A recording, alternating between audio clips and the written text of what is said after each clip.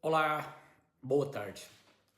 As Escrituras Sagradas diz que nele, por ele, para ele foram feitas todas as coisas. E também diz que nele tem o sim, o amém, o querer e o realizar. O que significa isso? Significa que todas as decisões são dele? Sim, porque ele é soberano. A soberania dele é infalível. Ele faz o que quer, como quer, quando quer e também não toma palpite de ninguém. Como que você vai prosperar neste mundo? É simples.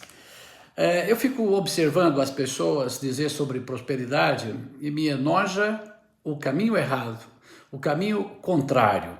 A palavra idolatria, idol, significa outro, e atria significa caminho, outro caminho. O Messias diz, eu sou o caminho, a verdade e a vida.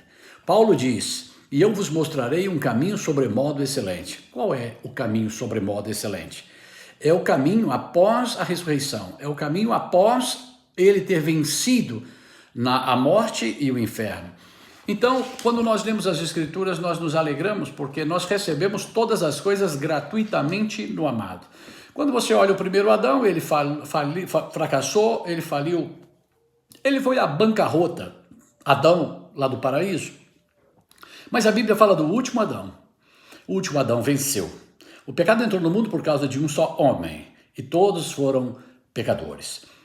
A bondade e a benignidade do Criador entrou no mundo por causa de um só homem, o Filho do Criador, Yahweh, aquele que se fez carne, habitou entre nós, morreu e ressuscitou.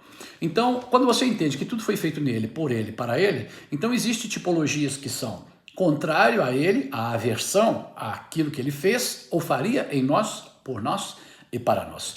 Quando olhamos José do Egito, a família de José estava passando dificuldades, seus irmãos teve inveja dele e o vendeu aos ismaelitas, e os ismaelitas vendeu a casa de Potifar, aonde foi parar em Faraó. Ele foi parar na prisão, e da prisão, então, a situação ficou complexa, e ele ficou ali, em todo o período que ele ficou fora de sua casa, dado como morto. Presta bem atenção nessa palavra. José foi dado como morto. Seu pai entendeu que ele havia morrido, sua mãe entendeu que ele havia morrido, mas os seus irmãos sabiam que ele não tinha morrido, não. Seus irmãos sabiam que ele não havia morrido, que ele havia sido vendido. E o fato dele ter sido vendido nos agrega a responsabilidade de saber algo muito forte. Ele foi vendido e durante 13 anos, José tinha 17 anos, com mais 13, 30. Aos 30 anos, Faraó chama ele através do copeiro do rei, que servia o rei, e aí o que acontece? Ele vem para governar o Egito e toda a terra do Egito. Nesse interim, sua família passava fome na terra prometida, sua família passava fome aonde eles estavam, Jacó e todos os seus irmãos. Então ele foi dado para que ele fosse ao Egito buscar comida para que eles pudessem alimentar. Seu pai então colocou o dinheiro para eles e eles foram buscar comida. Chegando lá, José reinava sobre toda a terra do Egito. Os judeus também acham que José, ou Jesus, ou Yahshua, ele também morreu e eles sabem que ele está vivo, porque ele ressuscitou dentre os mortos. Eles fingem em não acreditar que ele ressuscitou dentre os mortos. Igual eles mentiram para o seu pai e para sua mãe que José estava morto. Os judeus também confessaram a sua própria derrota, na sua própria ignorância, né? Como eles disseram, ele não ressuscitou não, porque os discípulos vieram à noite e roubaram o seu corpo. Interessante, tinha uma guarda lá, uma guarda romana, vigiando o sepulcro. Aí eles disseram para o soldado, olha, se eles disserem, acusarem vocês falam que vocês dormiram e aí aconteceu alguma coisa e vocês não viram. A mentira foi tão curta que se eles estavam lá para vigiar, por que não vigiaram? Se eles estavam dormindo, como que eles viram que o corpo foi roubado? Mentira tem perna curta, né? Muita curta. Pensa em perna curta e olha esse texto da Bíblia Sagrada que você vai ver o tanto que mentira tem perna curta. Bom, José então abençoou toda a sua família, toda a sua casa. Através de José, toda a sua família foi abençoada. Todos os seus irmãos, seu pai, sua mãe, todos foram abençoados por causa de uma só pessoa.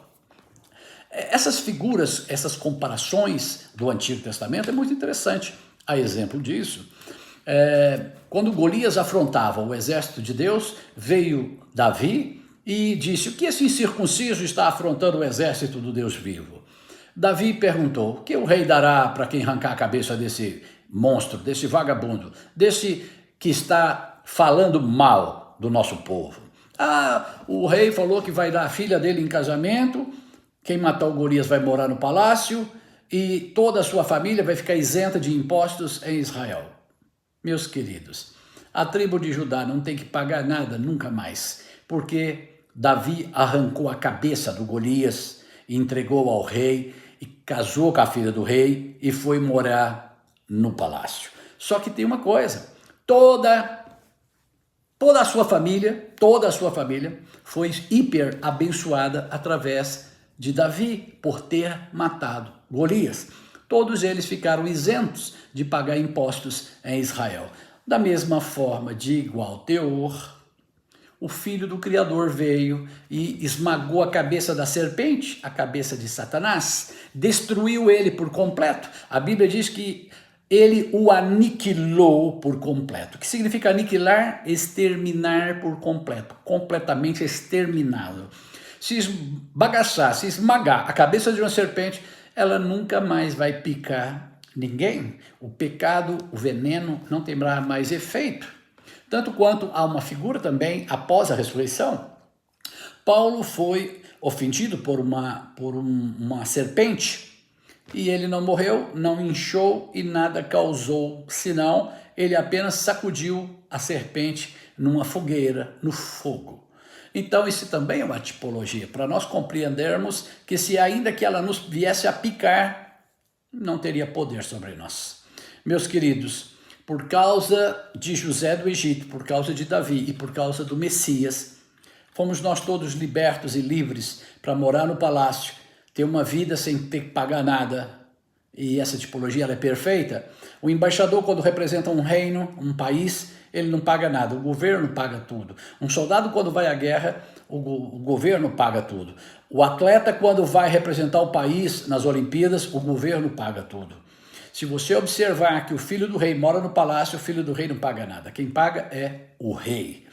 Se nós olharmos para todas essas tipologias da antiga aliança também, olhamos para os levitas que recebiam das 11 tribos e não pagava nada. Só usufruía das 11 tribos. Eles juntavam, colhiam e levavam as ofertas e os dízimos para a tribo de Levi, para que houvesse comida, mantimento na casa dos levitas. Meus queridos, se nós olharmos então, eu gostaria de ler e repetir esse versículo novamente, que é 1 Coríntios 2:12. Ele diz assim: ora, nós não recebemos o Espírito do mundo, mas sim o Espírito que provém de Deus, para que pudéssemos conhecer o que nos é dado por Deus gratuitamente. Se você recebe uma coisa gratuitamente, quanto que você tem que pagar para receber algo gratuito? Nada. Você só tem que receber. Por isso João, no capítulo 1, versículo 12, diz: mas a todos quanto receberam, aos que creem no seu nome, deu-lhes o direito e o poder para se tornar filhos de Deus. Aos que o receberam. Se você recebeu, se você recebe uma dádiva, um presente, um dom gratuitamente, não depende de você. Você não tem que pagar absolutamente mais nada. Então eu gostaria que você se alegrasse o seu coração, firmasse no taco, como diz o mineiro, e compreenda que Ele fez por nós, em nós e para nós todas as nossas obras. Leia as Escrituras, medite nas Escrituras e pense nas Escrituras. Como que você vai prosperar? Sabendo disto, que Ele morreu, ressuscitou dos mortos e lhe deu gratuitamente tudo quanto Ele tem para lhe dar.